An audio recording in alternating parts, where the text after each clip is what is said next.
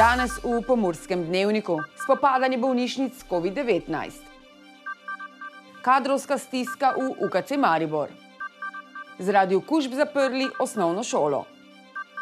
Dobre novice iz centra starejših. Vreme jutri zmerno do pretežno oblačno.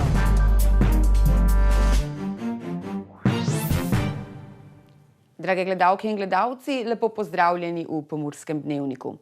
Naglo višanje števila koronavirusnih okužb povzroča največje težave bolnišnicam, ki se soočajo s prostorsko in tudi kadrovsko podhranjenostjo.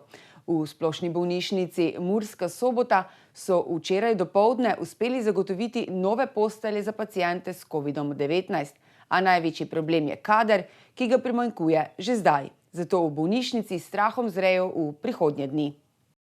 Skozi vrata te stavbe starega ginekološko-porodniškega oddelka v Murski Soboti vsakodnevno stopi več in več bolnikov s koronavirusno okužbo. V tem trenutku imamo 32 pozitivnih pacientov, ki rabijo bolnišnično zdravljenje, ob 6 pacijentih, ki so že nameščeni na intenzivnem zdravljenju.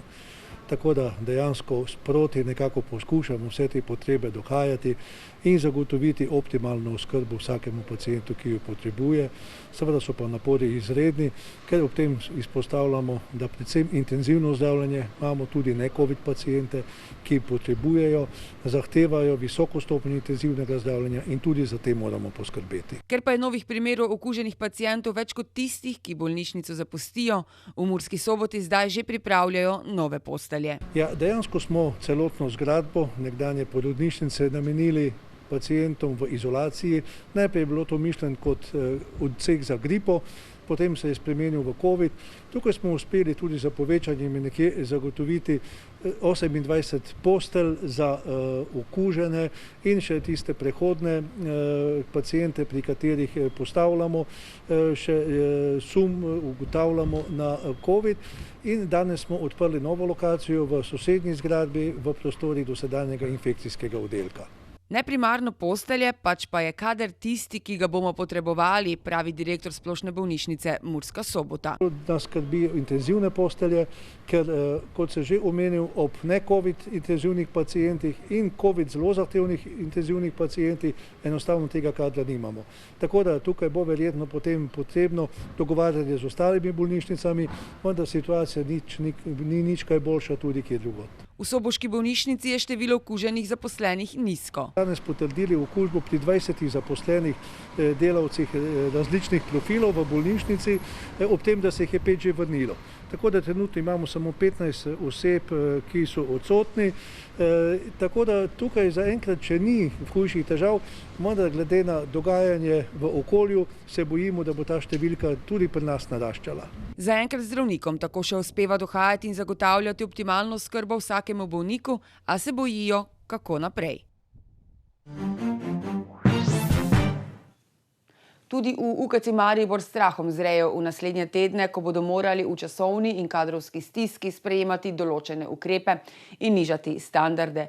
Že samo včeraj so beležili izpad 102 oseb v bolnišnici, od tega 12 zdravnikov, 44 medicinskih sester ter ostalih nezdravstvenih delavcev. To izhaja iz tega, da dejansko zdravstvene delavce skrbi, da bodo v stiski časovni, kadrovski in pa tudi, kar se tiče opreme, morali sprejemati odločitve in nižati standarde. Tako da tega se pravzaprav najbolj bojimo. In ljudje morajo vedeti, da ko bomo v naši ustanovi presegli določene kapacitete, zdaj bom povedal čisto konkretno, ko bomo mi presegli 80 ali pa morda 100 akutnih pacientov in ko bomo presegli številko 25 pacientov, ki so zdravi na intenzivni terapiji, se bodo ti standardi znižali. Tukaj ni druge variante in to ljudi moramo opozoriti, ljudje to morajo vedeti in zato še posebej apeliram na javnost, zavedajte se tega, da ne boste dobili ustrezne, na dovolj visokem nivoju zdravstvene obravnave, če bo ta epidemija eskalirala. V bolnišnicah je trenutno že več kot 330 ljudi, med njimi so tudi otroci. Pristojni zato opozarjajo, da je skrajni čas, da pozive in svarila zdravstvene stroke in epidemiologov vsi vzamejo resno. V tem trenutku je 333 bolniških postelj zasedenih, vključeno z intenzivnimi posteljami. v slovenskem zdravstvu imamo na razpolago brez psihiatrije 7522 postelj. In lahko ste prepričani, da od teh 7522 postelj ne bo noben večji problem, če bo potreba, zagotoviti vsaj 10%, pomeni 700 postelj ali pa tudi še kaj več. Ni pa to dobro delati na zalogo, ker je škoda imeti ob dolgih čakalnih dobah, ob čakajočih bolnikih nezasedene zmogljivosti za to, da čakajo, ali se bo jutri pojavilo kaj več COVID bolnikov. Tudi če spremljamo podatke, vidimo, da se potrebe povečujejo, potrebe po bolniških posteljah povečujejo za približno tam okrog 10 do 12 postelj dnevno. Na osnovni šoli Puconci od danes delo v vseh oddelkih od 1. do 5. razreda poteka na daljavo. To pomeni, da je zaprta celotna osnovna šola. Na osnovni šoli Puconci je prišlo do več okužb med zaposlenimi, pa tudi med učenci, zato so z današnjim dnem zaprli šolo in organizirali izobraževanje na daljavo za vse učence. Kot so zapisali, so na šoli delali vse, da bi preprečili stanje, s katerim se zdaj soočajo. Žal je virus izredno razširjen in v tej situaciji je edino, kar nam še preostane, da zapremo šolo, je zapisano na spletni strani osnovne šole Puconci. Ob tem se zavedajo, da bodo nekateri starši zaradi te nenadne odločitve imeli težave z varstvom, zato so ponudili organizacijo varstva za učence na posamezni lokaciji. Prihodnji teden so počitnice, upam, da bodo prinesle kanček optimizma v naše delo, je zapisal ravnatelj Štefan Harkaj.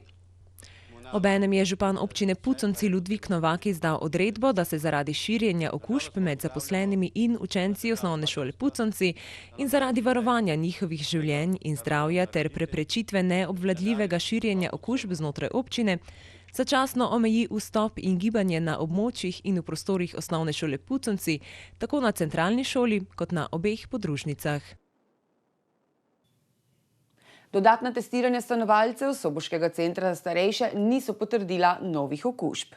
Iz doma starejših Rakičan so sporočili, da so v enoti centra za starejše Murska Sobota opravili 39 testov na novi koronavirus, nove okužbe pa niso zabeležili. V torek so bila v enoti izvedena nova testiranja.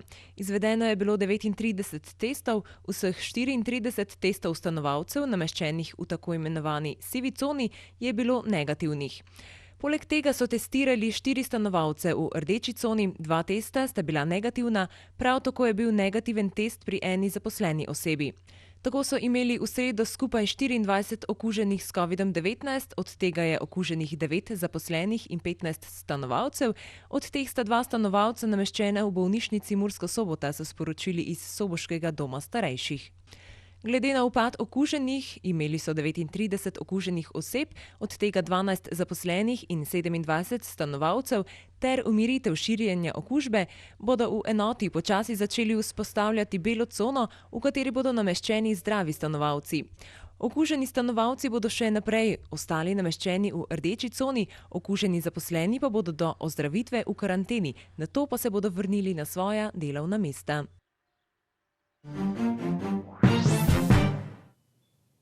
Jutri bo zmerno do pretežno oblačno, v Posočju lahko pade kakšna kaplja dežja, več sonca bo na vzhodu države.